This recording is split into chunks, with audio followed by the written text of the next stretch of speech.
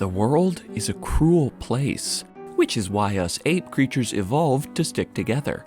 Our weak soy boy frames don't have the strength to take down a mammoth on our own, so we had to get used to asking Grug and Brf for help. And I'd say we've done some pretty neat shit with our collective spirit. But what would happen if we lost this impulse? If we stopped seeing each other as part of a whole and instead saw each other as enemies, what might that do for the human spirit? What would it mean for the survival of our species?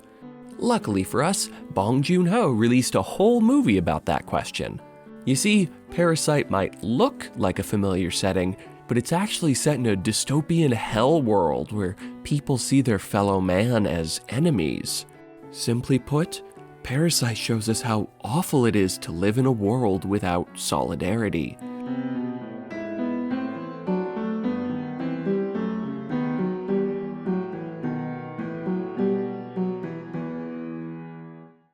Hey y'all, welcome back. This video is part of a series unpacking solidarity in media. If you want to watch the first part, here's a helpful little link. If you haven't seen it though, don't worry, here's a quick recap. Wikipedia defines solidarity as an awareness of shared interests, objectives, standards, and sympathies, creating a psychological sense of unity of groups or classes. Well, Piley, definitions are well and good, but what does it look like in practice? Back in January, the staff at Hunts Point's produce market went on strike. At one point, a delivery train from Ohio showed up to drop off some produce. The strikers let the conductor know they were on strike, and he went back to Ohio without dropping off any food to show support for their strike. I obviously don't know the details of these people. We could safely assume the train conductor's life generally differs from theirs. The task of a train operator is way different from someone stocking shelves. Not to mention he was from another state, possibly with a different set of base social values and possibly reigning from a small town, which carries with it its own lived experience as well. Despite any differences that exist, he turned away and didn't cross the picket line. Why? Because he recognized a shared experience between their struggle to be properly compensated and his own struggles as a working class person. He experienced solidarity and acted in support of their struggle. Hope that definition clears things up. Now, let's get into Parasite. Parasite is the 2019 Best Picture winner. Now let's pause for a minute to let the racist nationalists in the audience get the rage out of their system.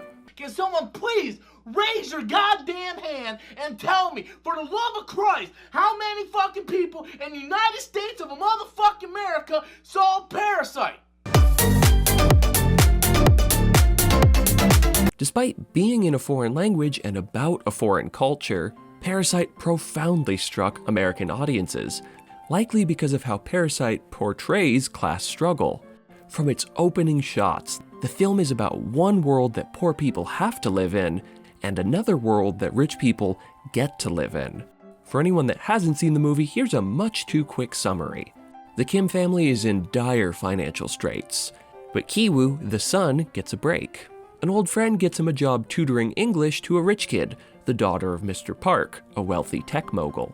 Ki-woo convinces Mrs. Park to hire his sister Ki-jung to be an art therapist for their son. He lies though, saying Ki-jung's a friend of a friend instead of his sister. Over time, Mr. and Mrs. Kim make their way into working for the Park family, each going by a fake persona. Things are going pretty well, until one night they find out the former housekeeper has been letting her husband live in the basement for years. Due to what we'll call mishaps, the families fight, and it ends with the old housekeeper dying of an allergic reaction and a concussion. In a fit of rage, the housekeeper's husband interrupts the Park son's birthday party and stabs Ki-jung. Frustrated at Mr. Park's self-centered classist reaction, Mr. Kim stabs him and then proceeds to run into the basement, where he lives for the rest of the movie. We end on Ki-woo dreaming of how he'll eventually be rich enough to get his dad out of there, but as we return to familiar shots of their apartment, we understand it's unlikely he'll ever fulfill that dream. There's a lot to say about Parasite. How you morally judge the Kim family's actions, how you feel the movie handles the pedophilic relationship of Ki-woo and Da-hai, how accurately you think it portrays life in urban South Korea, etc. For the purposes of today's video though, I really want to focus in on one scene, where the Kim family and the housekeeper's family meet. But first, let's make sure to establish where these two families are at. The Kim family is in financial ruin. At the start, they're so desperate for money, they let toxic fumes from the street cleaners into their house so they don't have to pay for fumigation.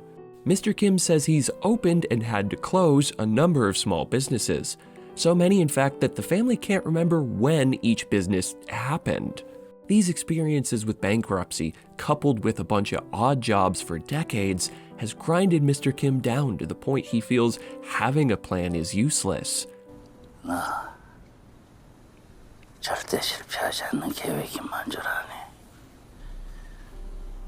무계획이야, 무계획. No plan. 계획을 하면 반드시 계획대로 안 되거든, 인생이. And maybe the most interesting thing about the Kim family is they're great at what they do.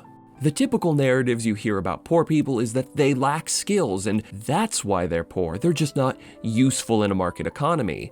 But the whole family is talented. Mr. Kim is a personable and smooth driver.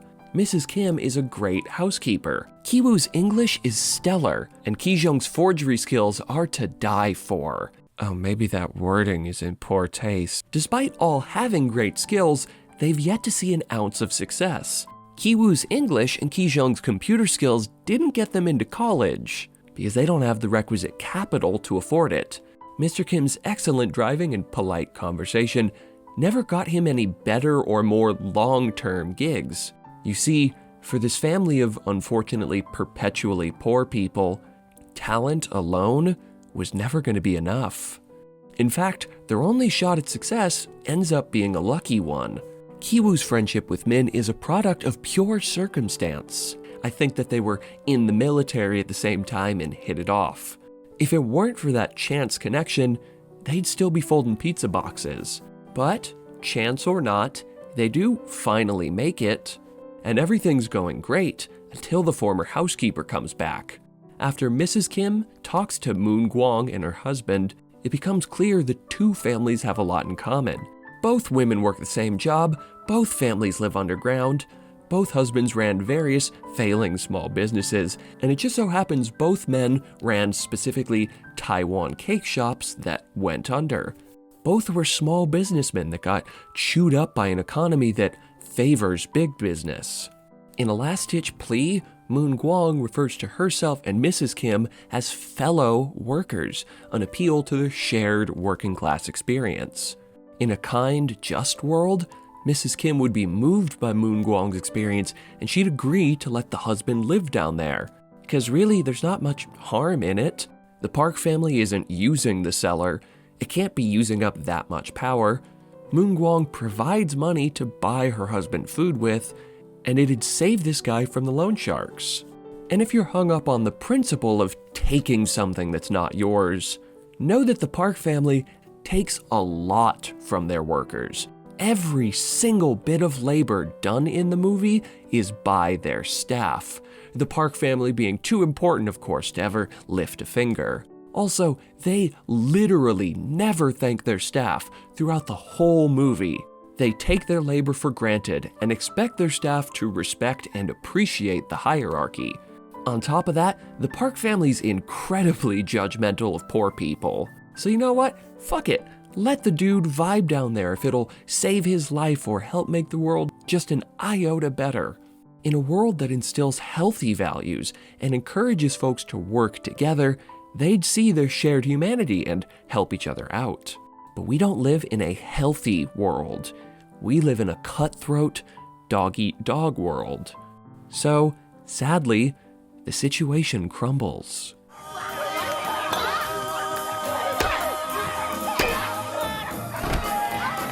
While I'm not wholly on board with the Kim family's actions up until this point, the movie left me generally unfazed so far. As you might have guessed from a moment ago, I don't exactly have many qualms with taking advantage of gullible rich people a bit. It's our civic duty to do so, if you ask me. But for me, the fight between these two families is one of the most depressing scenes ever captured on film. When they start wrestling for the phone, I don't feel tense, just deeply sad. The anguish I feel mainly comes from the way the families hold each other's struggle over their heads instead of working together. When Mrs. Kim is listening to Moon-gwang's story, she isn't compassionate, she starts posturing. She threatens to call the cops and feigns outrage, even though if you look at her face, it seems she doesn't really care. Similarly, once the whole Kim family falls down the stairs, Moon-gwang immediately pulls out her phone and starts filming so she can blackmail them. Each side sees the misery the other family's going through as an opportunity to leverage a favorable outcome for themselves, rather than a moment to come together. Like, there's really no good reason for Moon-gwang to respond to the family stumbling down the stairs with anything but, "Oh shit, y'all scamming these rich folks too?" Cheers, I'll drink to that, bro. It's an experience so close to her own, you'd think she'd have compassion for their struggle. But instead, her reaction is selfish. And moreover, their selfish desires drive them to inflict literal damage onto fellow poor people. There's no ill word to be had for the rich folk or the economy that lead them to this desperate position. The actual damage the systems in their life are inflicting onto them. Quite the opposite. Both families praise or idolize Mr. Park at various points. But the absolute second they come into contact with another struggling poor family, they literally murder each other. In an ideal world, these working poor would realize their shared humanity and go on taking just a tiny morsel from the rich family that they work for. The rich take so much from the poor, especially in this movie.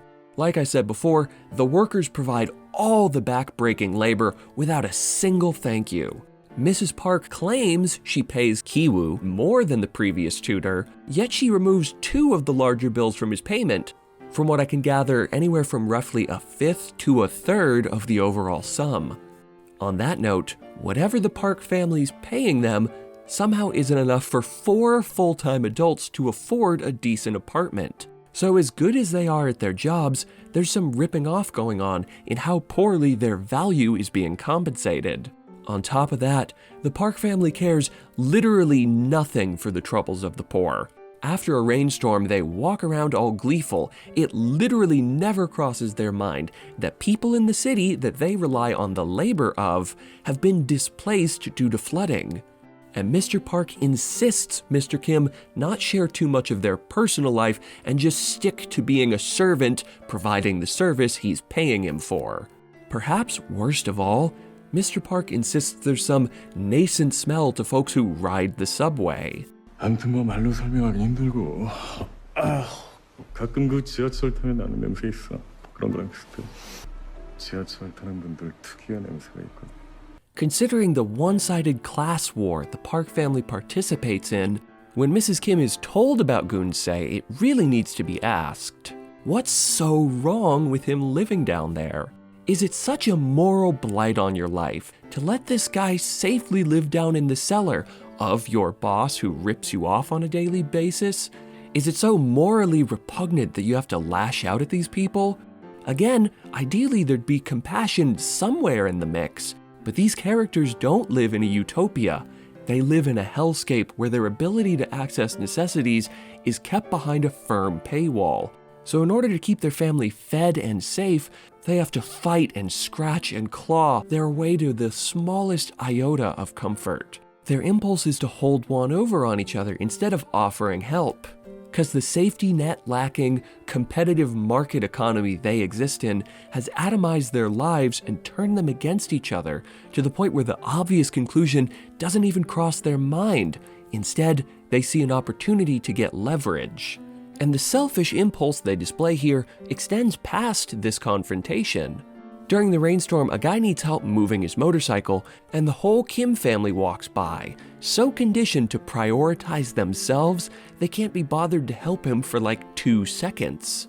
And when the Kim family is celebrating their jobs in the Park house, Mr. Kim says he hopes the former driver found a good job, but Ki-jung cuts him off, proclaiming that they should only worry about themselves. So we can see that their selfishness, their inability to think outside of themselves for the sake of helping others, is baked deep into their psyche as a result of the cruel, competitive world that they live in. An obvious follow-up question somebody might ask is, how can we fix the situation? How do we make it so people like the Kim family don't have to literally spill blood to protect their financial stability? And I'm sure a lot of folks out there will respond with some increased opportunity plans, like, hey, these kids are talented, we need only give them access to college and boom, problem solved. You know, some neolib BS like that. But a counterpoint Parasite itself makes is that it's not just their inability to get a degree that holds them back.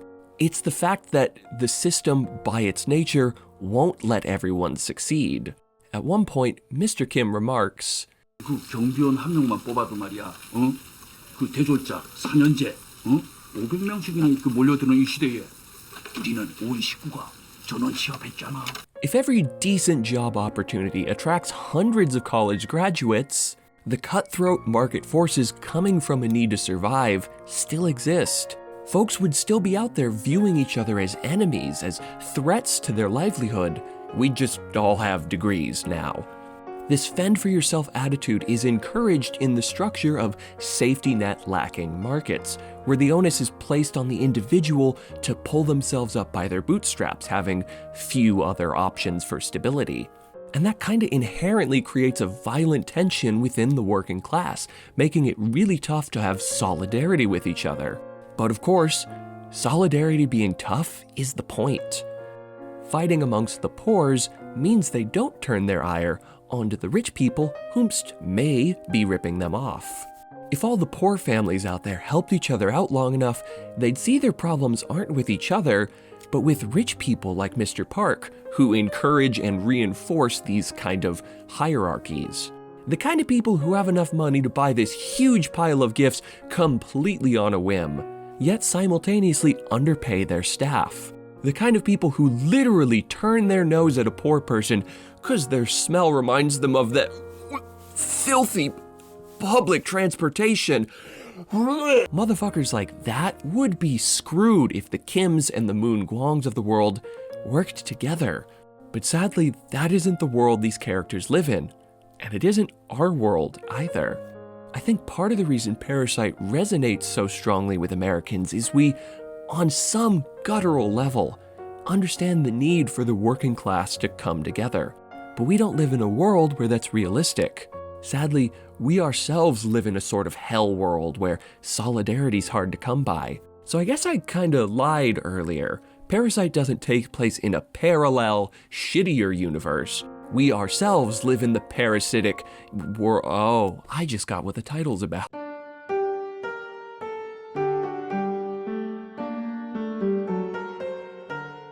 Parasite's director, Bong Joon-Ho, often makes comparisons between the harsh inequalities his characters experience and the inequalities present in a lot of Western nations. They've more in common than we think, seems to be a belief of his. Which is good to hear coming from the director, because after rewatching Parasite, it starkly reminds me of this Steinbeck quote. In America, the poor see themselves not as an exploited proletariat, but as temporarily embarrassed millionaires. If I had to point to anything parasitic in this movie, any singular impulse that drives the plot in bad directions, I'd say it's this. The Kim family doesn't see themselves as part of a shared group, an exploited underclass kept in dire straits intentionally. They see themselves as soon-to-be rich people who just need to catch a break. And when you see yourself as a rich person in waiting, as a temporarily embarrassed millionaire, you're going to view everyone else trying to fulfill their millionaire claim as a threat to your success on your path to achieving your well-deserved millionaire status. And that belief right there not only kills the characters in Parasite, it harms the plight of the global working class. For when it comes to facing the overwhelming influence and power of the rich, the only hope workers have is through each other. If we ever want to see workers empowered and corporations held accountable, we have to stop thinking ourselves as just on the verge of being rich and realize we're a part of an underclass, one intentionally reinforced for the benefit of the few. In short, we gotta stick together. Anyway, thanks for watching, everybody. Special shout out to all my lovely and solidarity-infused patrons, like those whose names are currently on screen. Patrons get access to behind-the-scenes content, early versions of every single one of my videos, and some exclusive videos, like this one where I talk about Dr. Seuss and Cardi B, so be sure to join me over on Patreon if you want access to all those goodies. Make sure to toss me one of them likes and subscribe down below. Be sure to click that little bell and set the notifications to all, so you can know the exact nanosecond I release my next video. Be sure to share this on whichever social medias you frequent. It really helps the channel out, and I greatly appreciate it. Also be sure to follow me on Twitter, where I swear on my mother's grave I never post cringe. Thanks much, and I'll see you next time.